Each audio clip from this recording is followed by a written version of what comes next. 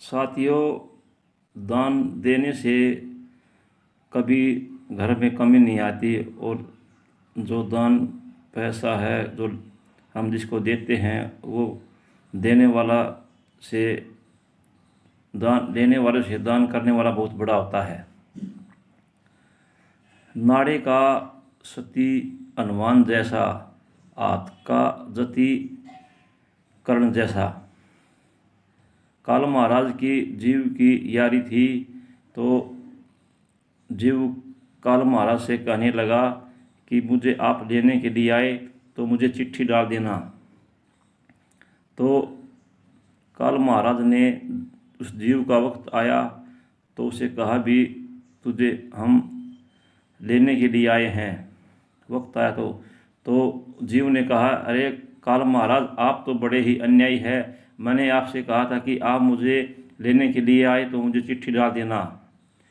कहने लगा, भी मैंने तो आपको 4-5 चिट्ठी डाली लेकिन आपने वो चिट्ठी पढ़ी नहीं। तो काल महाराज के कहने पर जीव कहने लगा, भी आपने कौन सी चिट्ठी डाली? पहली चिट्ठी डाली कि आपके बाल सफ़ेद हो गए। दूसरी चिट्ठी डाली आपके मुंह में दांत नहीं रहे। तीसरी चिट्ठी डाली तो आप बहुत कमज़ोर हो गए। और चौथी चिट्ठी डाली तो आपको दिखना बंद हो गया। तो साथियों, हमारा जब वक्त आता है तो हम सब चिट्ठियों को भूल जाते हैं, हम हाय हाय करने लगते हैं। इससे हमें कोई लाभ नहीं होता। साथियों, हमें कभी भी किसी वक्त में हमें परमात्मा को नहीं भूलना चाहिए। जिस आदमी के मन में दया है उसे भक्ति करने की कोई ज़रूरत नहीं। एक दया होती है, वही हमको पार तार देती हैं। हमें मंदिरों में जाते हैं, शिव जी को नवाते हैं, पार्वती को नवाते हैं। हमारे घर में शिव जी भी है, पार्वती भी है। अगर हम उनको नवाए धुआएं तो हमारा गेड़ा पार हो सकता है। पार्वती हमारी माता है और शिव जी हमारे पिता है। हम उन मूर्ति को, पत्थर को नवाते हैं। अगर हम अपने माँ बाप को नवाएं तो हमें उसका बहुत बड़ा फल मिलेगा, जो हमें ज़िंदगी में कभी भी दुख से हमें बचा कर रखेगा और हमें खुशियाँ ही खुशियाँ प्राप्त होंगी। इसलिए घर में जो हमारे माता पिता हैं वो शिव जी हैं, हमें उनकी सेवा करनी चाहिए तो हमें कभी भी दुख नहीं मिलेगा। हम तो और मारे फिरते रहते हैं लेकिन हमको ये नहीं पता कि हमें सुख कहाँ मिलेगा। हम तो सुख की तलाश करते रहते हैं फिर भी हमें सुख नहीं मिलता, क्योंकि हम सुख की ओर दौड़ते नहीं, इसलिए हमें दुख ही दुख मिलता है। एक कथा है 2 भाइयों की। एक बड़ा भाई और एक उसका छोटा भाई। वो बड़ा ही गरीब था और एक दूसरा बड़ा ही चालाक था। उस छोटे भाई के ज़मीन का टुकड़ा था और उस टुकड़े इतने गरीबी आ गई तो वो अपने भाई के पास पैसे लेने के लिए चला गया। और वो कहने लगा, अरे भाई, मुझे 10-15 किलो गेहूँ दे दो जिसे हमारा गुजारा हो जाए। वो गेहूँ लेकर आ गया और उसके गेहूँ अनाज समझ गया, दोबारा फिर गया। कहने लगा, आप मुझे अपनी एक आंखें दे दो।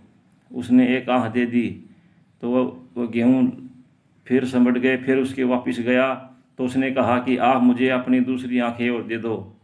उसने अपनी दूसरी आंखें निकाल कर दे दी तो वो अंधा हो गया।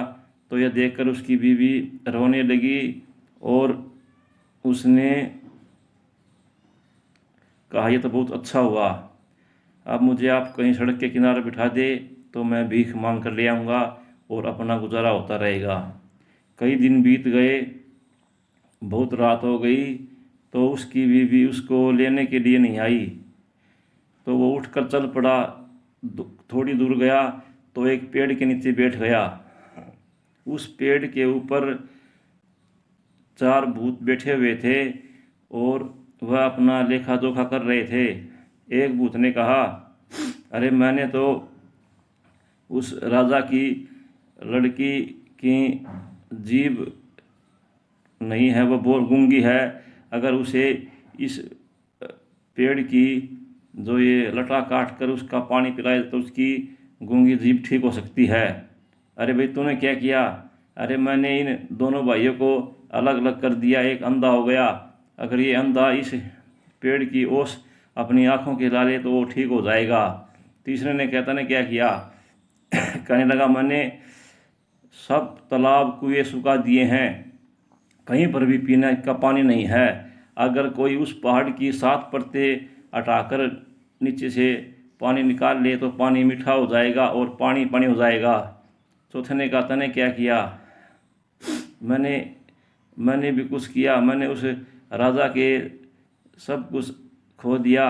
अगर वो भी इस जड़ की लटाई काट कर पानी पी ले तो उसका भी कल्याण हो जाएगा।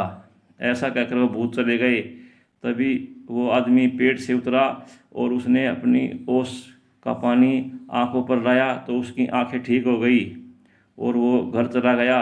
यह देखकर घर वाले बहुत खुश हो गए। उसने जाकर राजा के पास गया और उसे अपनी वह बात बताई तो उसने उस पेड़ की लटा काट कर उस लड़की की मुंह में पानी पिलाया तो उसकी आवाज़ और गूंगी थी वह सब ठीक हो गई। इस प्रकार उसने उस पर्वत पर जाकर वह परत उठाई तो पानी निकल आया और पानी सबके जीवन में कल्याण हो गया और सबको पानी मिला। इस प्रकार उसके भाई को पता चला तो उसने उसे कहा, भी आपने ये सब कहाँ से मिला? तो उसने कहा, भी मैं तो उस पेड़ के नीचे बैठा हुआ था और वहाँ पर भूत आ रहे थे तो उसने मुझे सब कुछ बताया। तो उस पेड़ के नीचे बैठ गया और वो भूतों ने कहा, अरे भाई सब किरा किराए पर पानी फिर गया, लगता है हमारी कोई बातें सुन रहा था। वो भूत ने देखा तो उस आदमी को देखकर उस भूत ने उसके गर्दन दबोच कर उसे मार डाला। साथियों, अच्छाई का फल अच्छा होता है और बुरे का बुरा होता है, इसलिए हमें कभी भी दूसरों का फ़ायदा नहीं उठाना चाहिए और सबका भला करना चाहिए। जियो और जीने दो।